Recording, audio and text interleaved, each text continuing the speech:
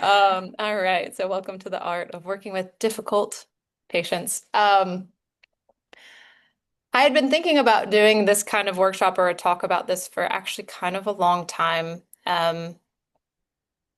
And my intention or my design, if you will, for this workshop is we have this week and then next week. It's going to be me sharing some things that I've seen, and then maybe a few prompts, maybe more next time when there's somebody else, and so we can have a little bit more discussion on it. Um, but also to open up for conversation, at least between you and me, because that's, we at least have this, and to bring kind of your own questions or challenges that you face. I had some conversations with people about joining, and one nurse, she's a case manager actually, and she's like, I don't really have problem with patients, but she's like, what about coworkers? So even though this is kind of intended for patients, obviously difficult people, right? They'll show up in various ways of work and or life. Patients, family members. Yeah, sure, exactly. So we can kind of navigate it and open up questions for whatever seems relevant, and it all is, in my opinion, really, right? I mean, at the end of the day, as the healthcare providers, we are interacting with so many different people, and how we show up to that can affect it. And that's really what I want to open up the conversation about more. Um, so I first realized, yeah, it was probably sometime early in this last, or like last year sometime, where I actually, this is what happened. I was walking down the hallway, and one of the therapists, occupational therapist, was working with another therapist or patient, and I took out a patient into a room, and she's like, "Isn't she just the best?" Like, she's standing right next to her patient, and then she's telling me that the patient I'm working with is the best, and I just remember being like, "Huh." Like, I'm like, yeah, I mean, I'm sure she's lovely, right? And maybe they're different, and it's okay to have a preference for one person or the other. Um, But I started to see that I no longer really had preferences for which patient to see, and I didn't think one was better than the other. Hmm. And I used to really think that in principle, and then I had found that it was actually true for me, right? I didn't go Yeah. in thinking this was a difficult patient, or this was a good patient, or this was a bad patient, or this was, whatever. It's just like, this is just a human being. And I got kind of curious about what changed. Um, and it wasn't that suddenly I got, only good patients, right? Or only simple patients, right? It was really just how I was showing up. Um, I have taken plenty of classes, and I'm sure actually with some of your yoga training, maybe they do, maybe they don't, talked about like a therapeutic, maybe they don't. I don't even know if they talk about this in nursing, but like therapeutic landscape, right? So talk about making an environment that feels safe, that feels calm, that feels peaceful, right? And how that can interact with people and affect people's mood, their Sure. mind Yeah. state, etc. Um, Plus motivational interviewing, mindfulness meditation, right? And it doesn't mean that I don't pull some of that in from time to time, right? But all of that stuff normally would just get in my head more, and I'd be like, okay, this is how I'm supposed to handle this patient. This is how I'm supposed to handle this patient, right? Like, oh, you should always be kind. You should always listen. You should never interrupt, right? You can get all of these rules about how is the best way to handle people. And I started to realize that none of those rules really mattered when I showed up and I Mm. just paid attention, because there's times where I notice I actually do have to interrupt and like, I don't want to say put somebody in their place, but just kind of be like, whoa, dude, like you've gone way too far, right? And it's appropriate. And there's other people, if you do that, it would just blow up more, right? And like there's no way to actually know that until you're there, you know? Yeah. Um, this is like an example of it worked out okay, but this was in home health once. You've never done home health, have you?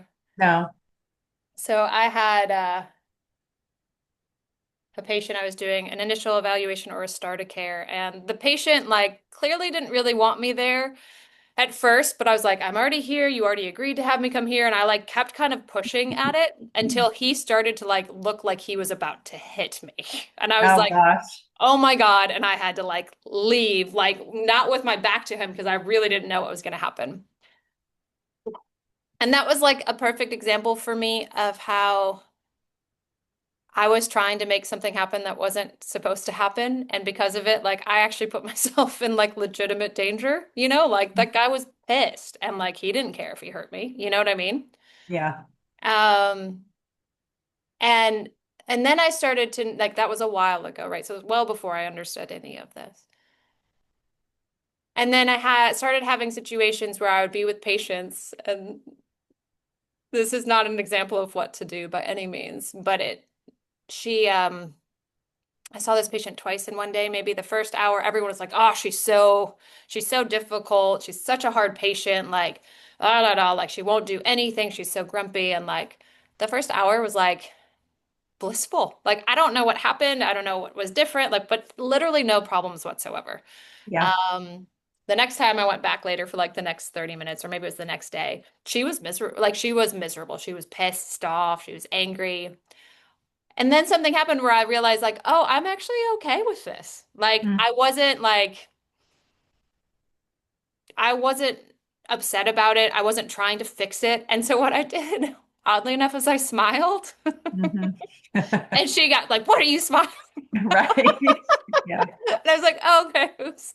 Like that was just like a little recognition. But the funny thing is like I kind of stepped out of myself there for a minute, right? And I actually stepped out of the moment because I was smiling about the fact that I was okay with it. Whoops. Yeah, I know. I know. Um, But sometimes you can laugh at a situation and the patient's okay with it because then they will kind of join you in that and knowing that like, no, I'm not laughing at you. I'm just this is a very real situation and I'm feeling it with you, kind of a thing. yeah. Anyway. Yes. No, absolutely. I thank you for saying something. I think that's like the key to a lot of this. And I've been wondering about, I don't know if you've ever heard something like this in nursing, but I wouldn't say it's common, but it's something that gets shared from time to time in the physical therapy world. Because as far as physical therapy is concerned, there are thousands of different ways to treat something, right? Mhm. Like you have back pain, we could treat it with this concept, we could treat it with this concept, we could do stretching, we could do strengthening, we could do right? Like it's endless, Yeah. needling, cupping, whatever, right? And that's small potatoes in the whole list of things, right? But the concept is basically like the patient is never wrong. It's just that you haven't found the solution yet, Yeah. right? Um, and I like that idea. It's not that that's true, right? There are probably times where the patient can be wrong, Hmm. right? It's not like an absolute never wrong, but it helps me, or it would help me remember when I think about that, like really two things, right? Like one is the only thing I'm in control of is me, right? Like ever. I'm never in control of anybody else. And two, that means I can't make anybody do anything. Right. And when I really got okay with that in physical therapy, like, especially in the inpatient rehab setting, there's like these lists of things that we have to look at and accomplish and check in on things. Functional scores and codes that are requirements for insurance and billing and rating scores and all of that, right? And um,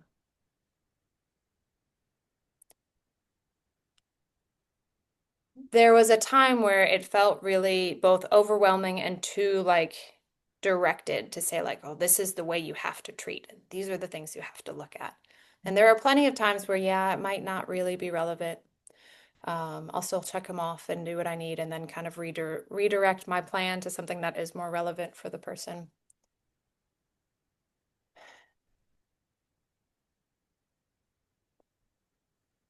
But what I think is really interesting is that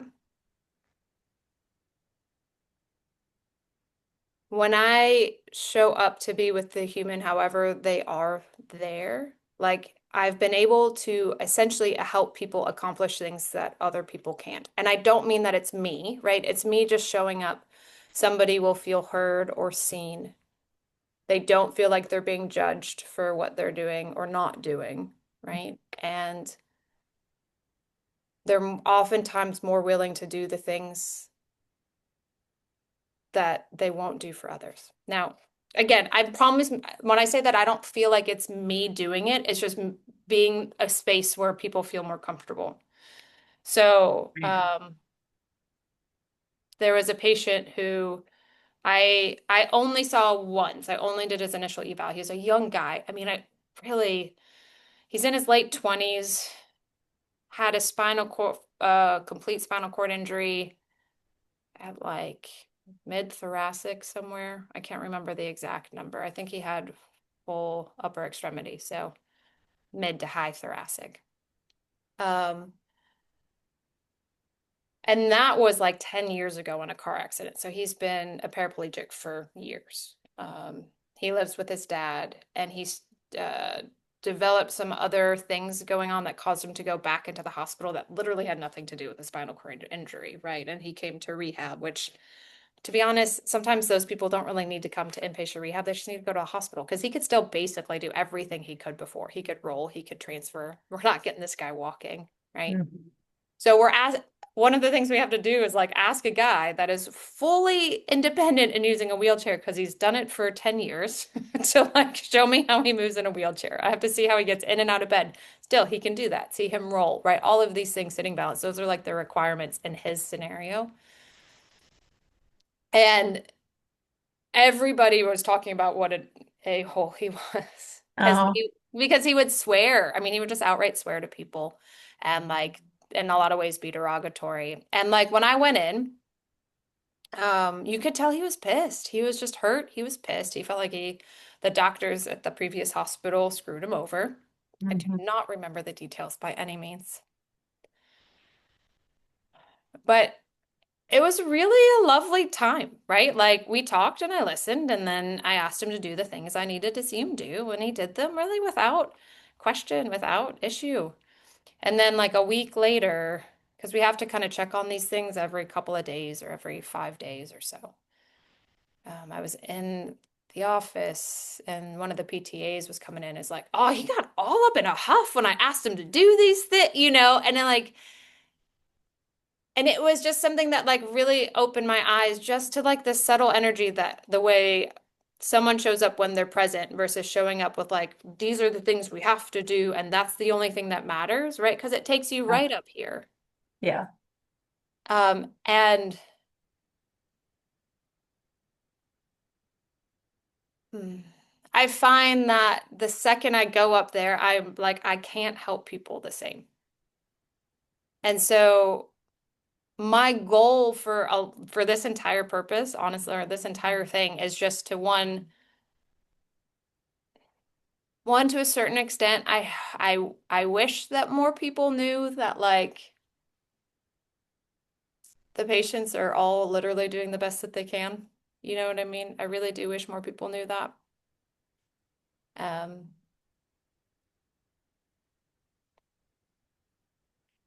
and two, when you show up without all of one, the stories you have about the patients, the list of things you have to do. I'm not saying those things aren't important or don't need to be done, but when they're sitting there on your brain, like the thousand of tabs open you have in your Windows browser, it's really hard to focus on the one thing in front of you. I mean, like I know when I do, I'm like, oh yeah, but this, oh yeah, but this, like I can never stay on the one thing, right? And the Yeah. same thing happens when we're with people. And and not only does that change the way that we show up with the patients, it ends up actually being a hell of a lot easier on us. Um, like it used to be for me then, like documentation was hell. Like I hated it. I always was thinking about it. It was always this much work and blah blah blah. And because I was always thinking about all of these things, and it's just become one of those like, well, yeah, that's just the next thing I do. Okay, that's just the next thing I do. And it's not a problem anymore. It's not like, oh, shoot, I also have to do this part for discharges and this part for initial evals and this part, right? It's not like, Mhm. it's just a matter of fact. And essentially, I think what I love about understanding that all is that it takes a really, really messy and complicated system and makes my role in it a hell of a lot easier and a hell of a lot simpler. I'm gonna take a pause for a minute. So, 'cause I feel like I ranted for a bit. What did you hear in that, and or what questions do you have? Well, it reminds me a little bit, we've had a conversation, you and I, about how to be or how to bring more mindfulness into my day as a nurse. I think, as I've told you already, and I don't care that this is on record with your recording, if that's okay, that this Saturday will be 6 months that I haven't had any alcohol in my system. Mm. And so, along with that, I've really been spending a lot of time every morning, even on the days when I work, sitting down in the morning and doing I have a routine that puts me in a better mind space. And I've really been trying to take that with me to work. And I feel like that when I start my day out in the right mind space and I can, as kind of like what you were saying, giving my patient my full attention instead of going in there with this idea of I've got to complete these 10 tasks and I'm really not even looking at them. I might be asking them questions, but I'm not even listening to the answers. I'm just like checking it off.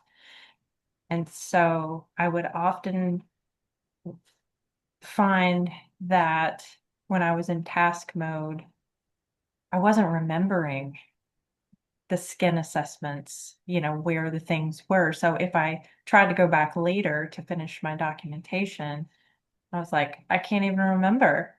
So anyway, being more mindful and really paying attention, giving my full attention to the patient throughout that, especially that first morning assessment, and not worrying so much that everybody's meds are going to be passed within that first hour that I'm on my shift, which used to be a big thing when I first started. It was 8 to 9. Well, you can't possibly do that with well, most of the time we have 5 patients. Yeah. That's not, and do your assessments and, and it's just, so I finally realized I'm only capable of so much. And my job is to make this patient be seen, feel heard. And like you were saying about the environment, I'd never heard that term before. What did you call it? Therapeutic landscape. Yeah, the therapeutic landscape. I've never heard it stated like that, but we did talk a little bit in nursing school about um, just how a calm environment at the hospital could be very therapeutic for the patient. Um, and I just try to also put myself in that situation where if I was in the hospital and if it was something life-threatening, I would be scared. So, I would be concerned. And so when they seem like they're coming at me, I don't take it personal. It's just I have to change my mind um, and realize that there's possibly fear there and they want some answers and they need some comfort. Anyway, so I'm agreeing. I'm much in agreement with the idea of kind of calming things down and even when possible slowing things down so that that patient um feels like you're really there for them. They're not uh just another number along the hallway that you have to go in and do your stuff and get out.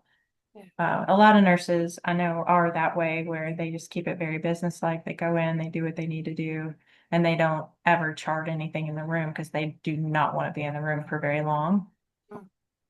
Um, so I've kind of taken a different approach, and there's certain things that I have to get done in the morning, of course. Meds are important to get passed by a reasonable amount of time. And then when things kind of slow down in the later part of the day, instead of sitting at the nurse's station, that's the time when I go in and give them a lot more of my attention if they want it. If they, you can also tell sometimes when patients just want to be left alone when they really don't want you in the room. Yeah. Or they've got family in there and they're perfectly comfortable and you don't really need to be in there. But for some of the patients, they do really want somebody to talk to. And that's the time when I can, most of my tasks are done for the day and, you know, that fills something that they need. So,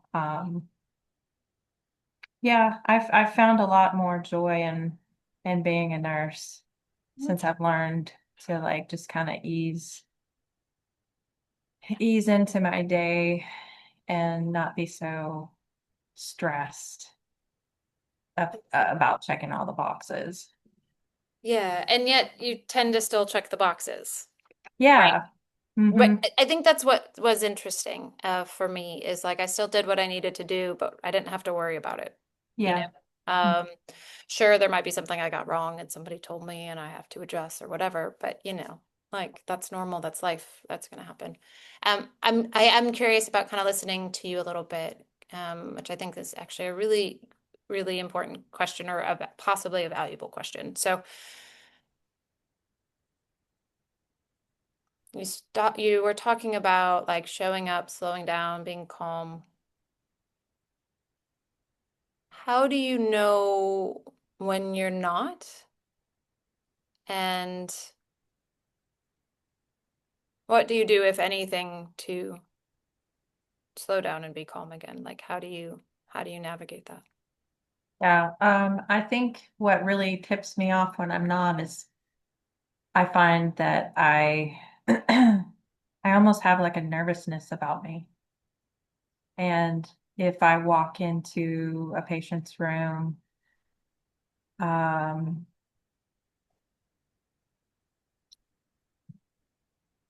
I might stumble over words with the one where I normally wouldn't, things just aren't flowing because I'm worried too much about, like we said, checking the boxes, getting the task done, or, oh gosh, they're going to ask me 15 more questions when I go in their room. Instead of going in like that, just go in and just say, how can I help you? How can I be of assistance and opening myself up to that. Whereas when I'm not, I feel a little bit of sense of dread or almost like I need to go back later and apologize because I wasn't the most patient to my patient. Um, and I don't know, I can feel it. I can feel like maybe even a tightness in my shoulders and then just like my chest, like a feeling of anxiety when I know I'm not doing right or, not not giving my patient the opportunities to tell me what they need. I feel like I steamrolled them or something, I don't feel good about it generally. Yeah. And when you notice it and you're in the patient's room, like in the moment, once you notice it, then what? Sometimes I will just kind of like you did a minute ago and you said I need to take a pause. Um, I think I have done that just right in the midst of talking to a patient, just said, okay, wait, I'm sorry, let me start over. And then other times, if I might leave the room, I might need to go to the break room and just take a little breath or go to my manager and say, oh, I'm not having a great day, you know. And the weekend managers are really good. So they're like, come in, shut the door, tell me what's on your mind. So that helps sometimes too. Yeah. Just kind of taking a step back. How do you know when to do what? So How do I, you yeah. just gave me three or four different examples. How do you know when to do what? Or either any of those? How do you know? Hmm. I think it's an energy thing. Like I feel a disconnect between myself and the person I'm trying to help.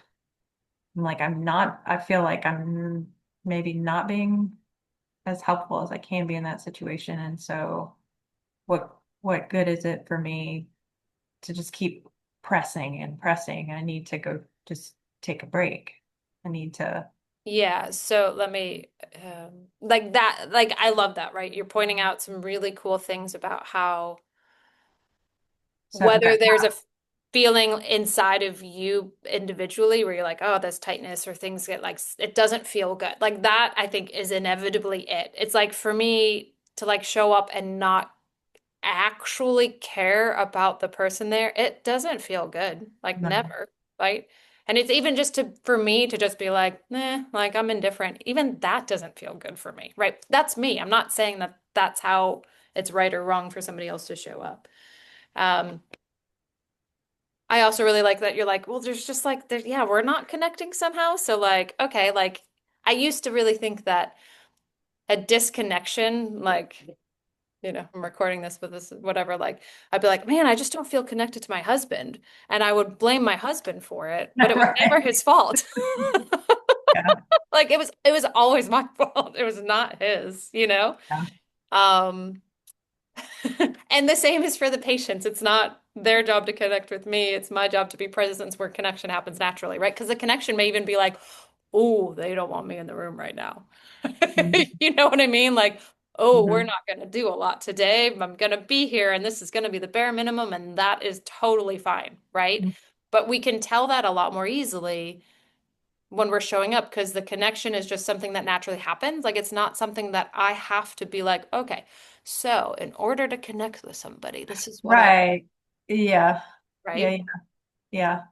Yeah. Um, but I think the thing that I was trying to ask, but I don't think I did a good job about it, is so you already realize that there's either a disconnection or that you're off.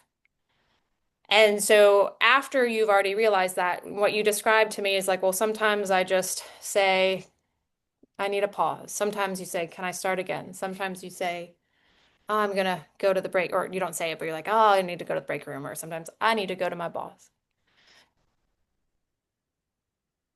The question is, how do you know when to do either or any of those? Like, what tells you to do those things? I don't know. I'm not sure. I don't know if I know how to answer that. What, how do I know? Um,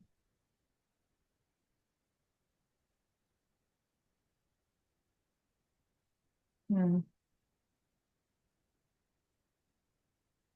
I don't know if I have words to express how I know. Yeah, that's okay. Do you have thoughts on that? I do. I'm glad. So, I think you know because the creativity of the mind tells you, right? Um, and you listen and you respond. So there's a different, we have millions of thoughts, sorry, thousands, 60 to 80,000 thoughts, that go through our mind in a night, in a day. most of them are crap, right? And Right. over time, when you start paying attention without judgment and as an objective observer as possible, you start to see, um, to some extent, yeah, a bit of an energy or a feeling that goes along with those thoughts. Um, and to be honest, there's ones that feel good and there's ones that feel bad, and it tends to be the ones that are just like, oh, this is truly what I need right now. And you can tell the difference between those and the ones that say, I should do this kind of thing. Do you know what Yeah, I mean? I think so. Yeah. Um, and so the reason I asked the question is because to be entirely frank, I think that's been the biggest game changer for me. Because there's like, certain days where I like get back when I'm at the hospital and I'm like, whew, no, I don't want to be in this room right now. I'm going to go outside, right? And other days where I'm like, yeah, I can be in this room. It's no big deal, right? Or times where it's like, oh, I really need to go talk to the manager about this. And other times I'm like, I can handle this. It's not a big deal, right? And there's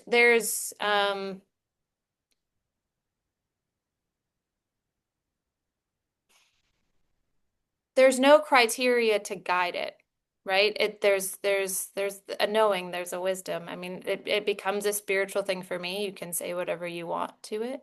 But I really think when we show up, or what I found to be true for me is that when I show up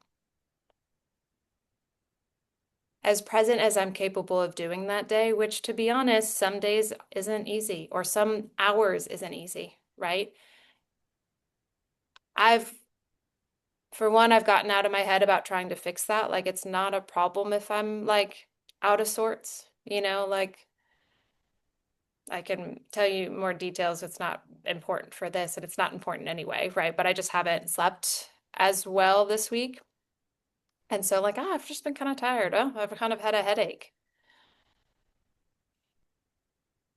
Where, like, 2 years ago, that would have been a problem, and it would have meant I would have been a worse PT. Like, it's just like, man, I just have a headache. Maybe I'm like a little less energetic. Maybe I'm not as like funny.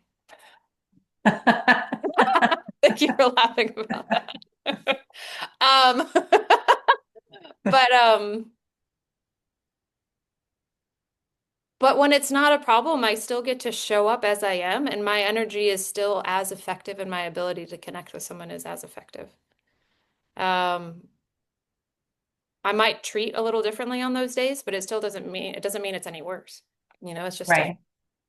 And and when we show up present to connect both whatever with this moment, with that human, with ourselves, it's like innately we know what's right to do. We know it's like we don't have to tell ourselves to slow down. We just know when we're not, and we're like, oh, okay, so then we slow down automatically. We don't have to figure out what the right thing to do is for somebody or for ourselves, which is kind of why I was asking that question. It's just like, well, no, I know, right? I know Mhm. that right now, oh, it feels really good just to talk this out to somebody, right? And other times, like literally, all I need is like a moment of like quiet where things can settle, right? And other times, it's like literally like a split second, you're like, okay, I'm back. Let's try again, Mhm. And it's going to be a different situation every time. And I just, Yeah. I think that's a really cool thing to notice in yourself is the capacity to understand what you need innately and act in that. Because that same energy, connection, awareness is what helps connect with our patients. Yeah, I think too, and maybe this is way out in left field, I don't know. Um, but I am just letting go of so much of um maybe of caring about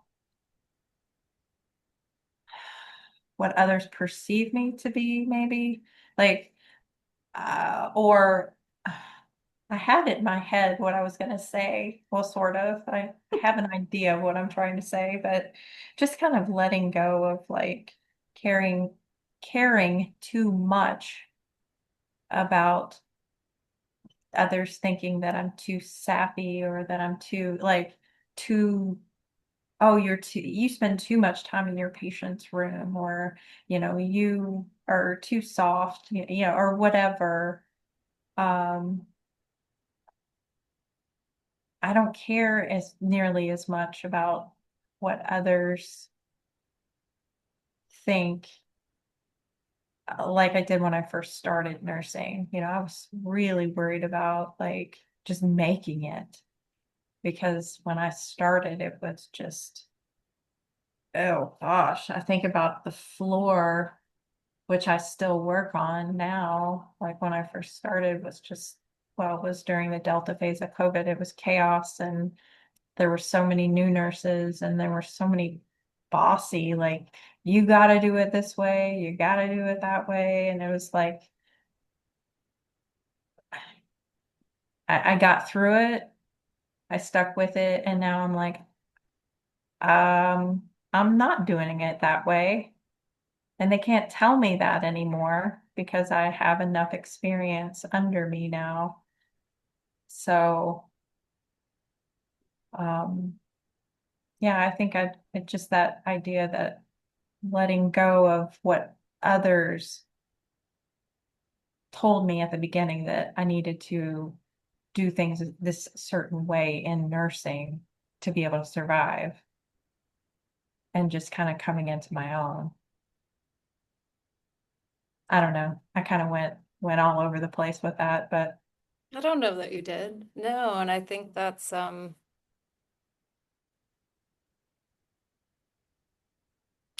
really important thing to share, even just when I look, I, I've noticed um to be completely honest, I have a tendency towards judging, and I love I also love teaching like students or like new grads, and so I'll like look back at like somebody else's note. I'm like, why the heck do they do it that way? Like they should, and then I'm like, oh yeah, Casey, shut up. Like who know what you did when you were like, 27 right out of school. Like I'm sure you did all sorts of weird things. Like just chill out. yeah. Um like if there's like an opportunity to teach and it makes sense, by all means go for it, Casey. But like don't sit here and like think that you know the right way to do anything, because I don't know the right way to do everything. And it's so easy from over here to say you should do it this way. But like the reality is I don't know, right? And um and I think it's really amazing if you can sit, like you said, and just say, well, it actually doesn't matter what somebody else thinks about me because, one, it's not in your control. Like, not at all. Like, no way, no how. Is there anything that you can do to try to impact how somebody would think about you? Um, I mean, you can try all you want, it just won't be very effective. And two, like, well, I guess like the question I have is like, what has that done for you really? Like at the heart of it, like, what does it feel like for you to be like, oh yeah, I kind of let go of what people think about me? I think um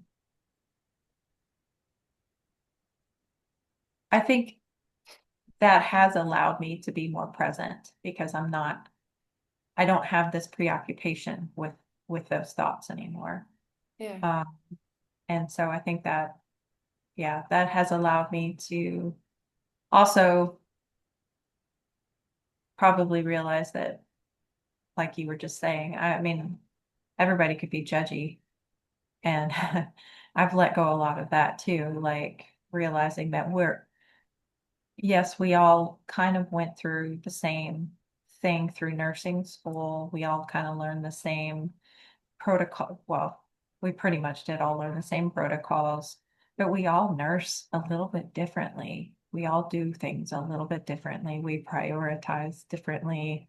Um, like I said, some people are in and out of the rooms as quickly as possible because that's just not their jam to sit and talk to a patient for a long time.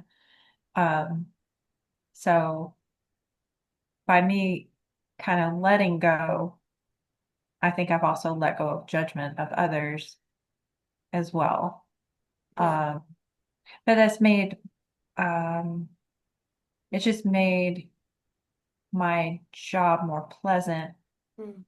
with my coworkers as well, um, not jumping to conclusions. Yeah, I mean, you know how it goes. There's so much gossip that happens, and you can easily jump on board with somebody, but you're never hearing the whole story. So, there's lots of lessons to be learned, and not jumping to conclusions on a unit with mostly a bunch of women, and um, not that men don't gossip too, but They do. Yeah. yeah. Um, I don't know. I don't know where I was going with that exactly. It's okay. I think the other thing that's seems relevant to point out is I think one of the things that like calling it letting go or just like not believing some of those thoughts that might come into your mind, like that Yeah. the thought that comes into your mind, like, oh, it matters what you do so that somebody else approves of it. You're like, Mm. well, is that actually true? Right. So, um, but I think one of the things that ultimately does for you, and it's like something I just kind of really heard actually in what you said, or as you were saying it, is it gives you freedom. Mhm. I mean, like freedom to like not carry that. Yeah. But when you don't carry that here, or in your body, right? And you do get to show up more present, it's so much easier to hear and see all of the possibilities, right? And it doesn't mean that you have to be like da, da, da, da, da, like scanning through all the like infinite amount of possibilities, but now all of those infinite possibilities are available for you to see, if that makes sense. Mhm. And so from there, that's when you know, like, well, this is what I need. This is what the patient needs. Or like, this is the next thing I'm gonna do. It might not even be like this is exactly what's needed right now, but it's like, okay, well, this is the next thing I know to do. And the next thing I know to do is slow down. The Yeah. next thing I know to do is like just sit next to the patient for a moment. You know, next thing I know to do is like, we're gonna go for a walk. Like, let's get up and just change the scenery. Like who knows? Mhm. Right? But when you're not caring so much here about the ideas of how we think things are supposed to be, you can show up for what they really are. And then you're free to see what's actually needed and what's actually real and what might be possible without anything tunnel visioning or blocking it. Yeah.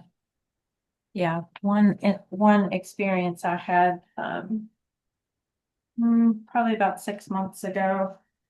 We get patients who come in, and they, used to be called, I guess, pseudo seizures, where they say they're faking, they're not really having a seizure, they're faking it.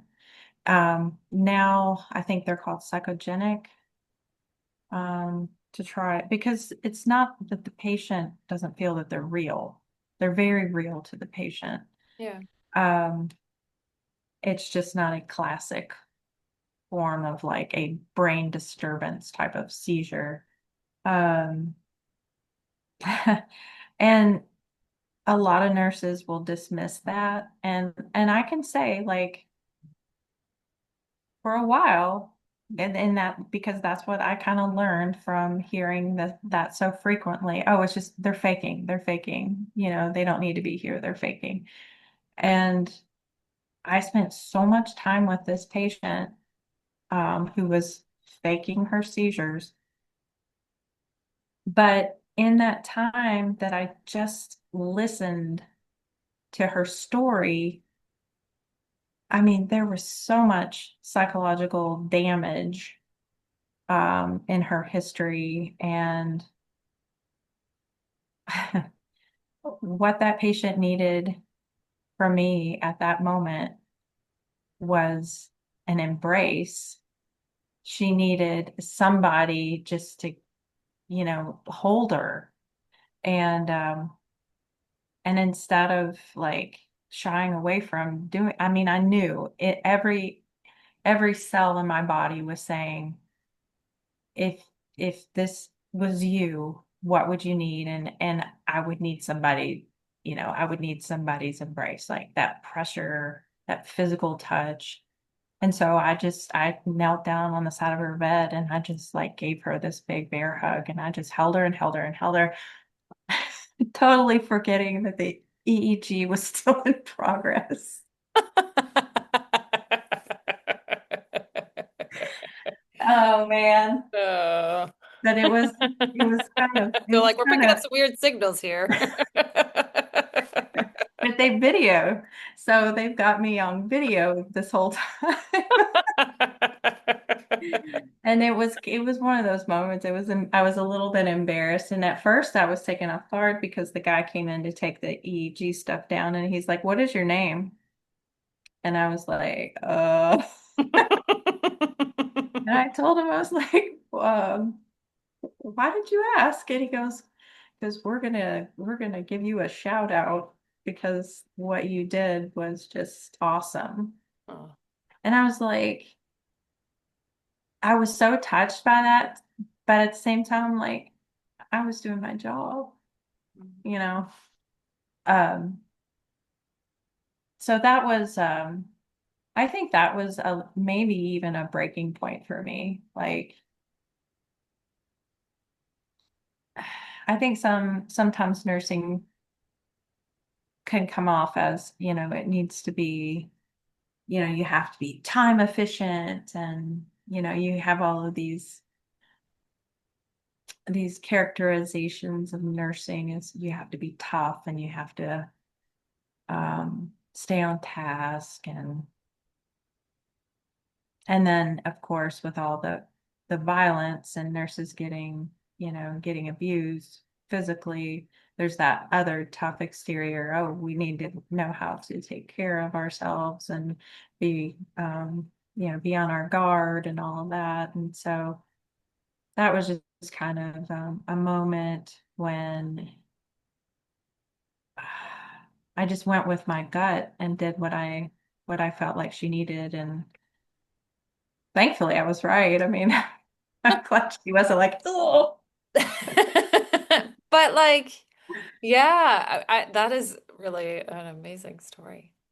Um, but like, of course you knew. I mean, the way you described it, there was like no sign anywhere that it wasn't, like, and there's definitely times where just with people in general, it's like if I feel totally like, yes, this hug, I know it's good, I'm like, I go for it. But there are other times I'm like, how would you feel if I give you a hug right now? Do you know what I Mhm. mean? It's like Yeah, you're like, there's yeah. like the littlest bit where I'm not totally sure. Hmm. And then they let me know, right, one way or the other, and which is like cool. That doesn't mean you always need to ask, right? Right. Um, yeah, like oddly enough, I just looked up something about, I don't know what I was looking up today on Facebook, and I saw a bunch of images and reports of at U of L, like nurses, um, and nurses stations and stuff's getting attacked by a patient. Yeah. Um,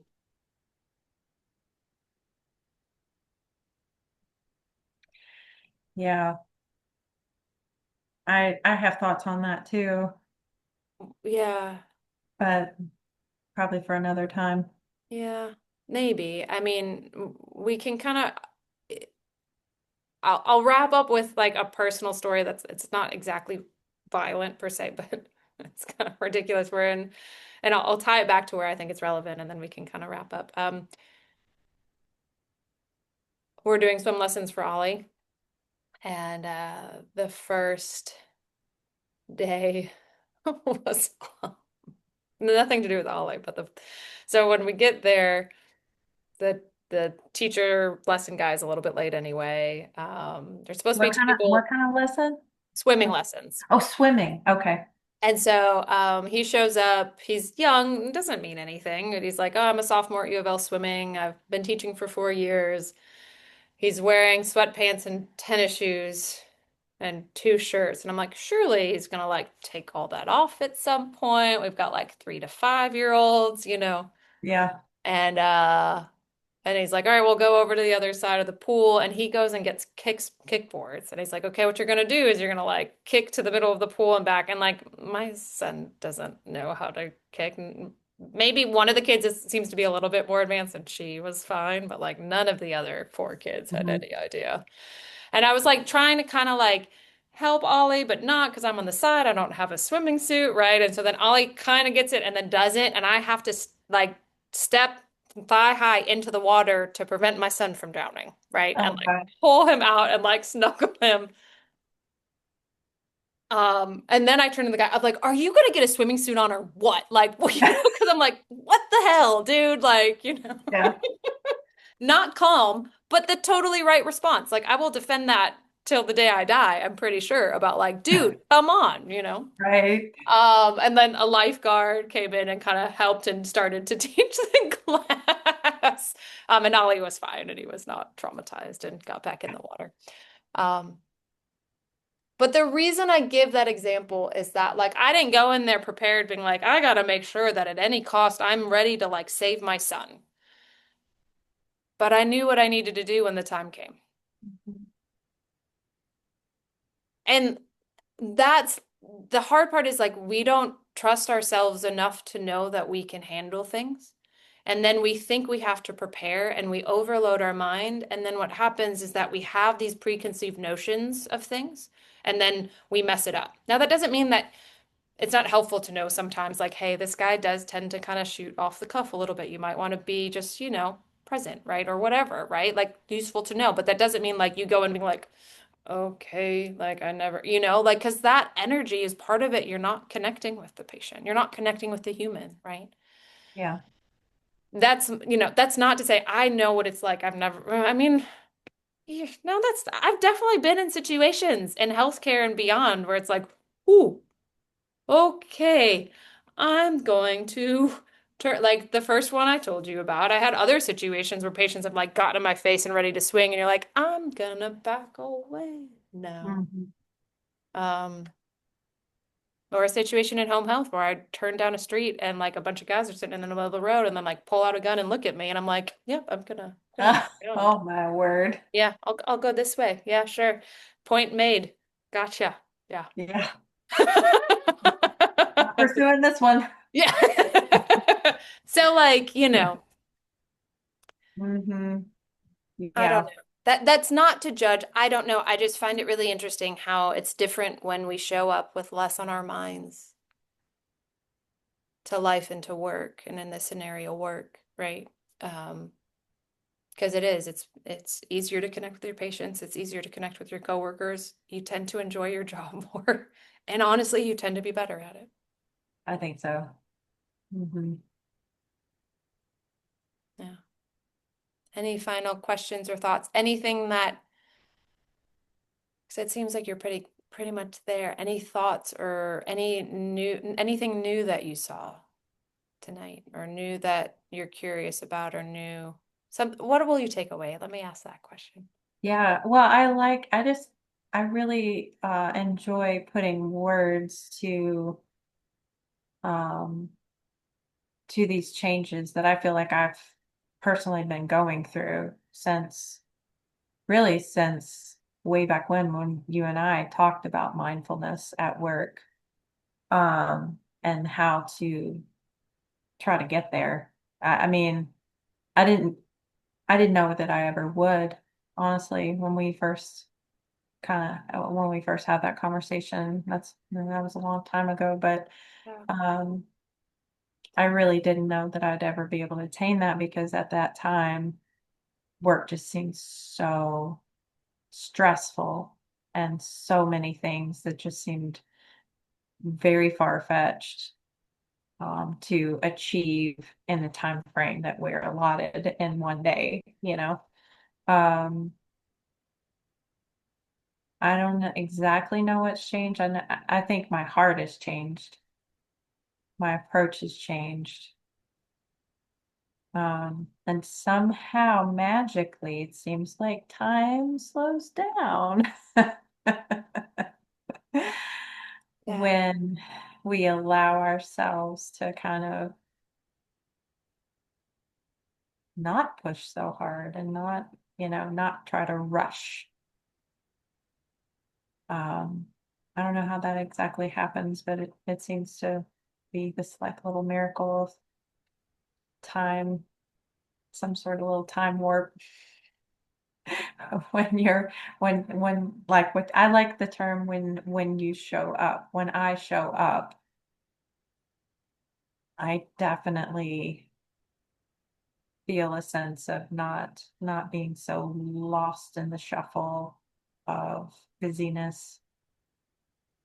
Yeah. Um, but I also like the idea maybe at some point of talking about just approach too, because I think that one thing that I notice, and I don't know what it is, and I if your other person that's going to be listening to this is a night shifter, no, no. Well, there is a very, it just seems like there's a very stark contrast between day shifters and night shifters, and I absolutely love our night shifters.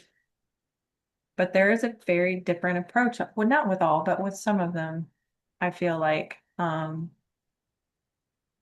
it's almost like a drill sergeant, you know, making the troops get ready for bed kind of a thing. And they go in with this idea that this is what needs to happen right now, and they're louder than necessary. And the only reason why I'm saying this is because I've witnessed it so many times, like before I make out the door, because I'm like sitting there charting or whatever. And um yeah, it's just I'm just saying that because maybe at some point we can, dive into just tone and approach and how that all wraps into this too with the outcome of the situation, whether it turns violent or because we had that happen this weekend where we had probably 10 security guards on our floor um, because of a patient who the day before I was in his room. We were cutting up, laughing, and he took direction well. Yeah. And then come back the next morning, and they've got policemen standing, outside his room, and we've got to discharge him out like as soon as possible. And yeah, it was just a mess.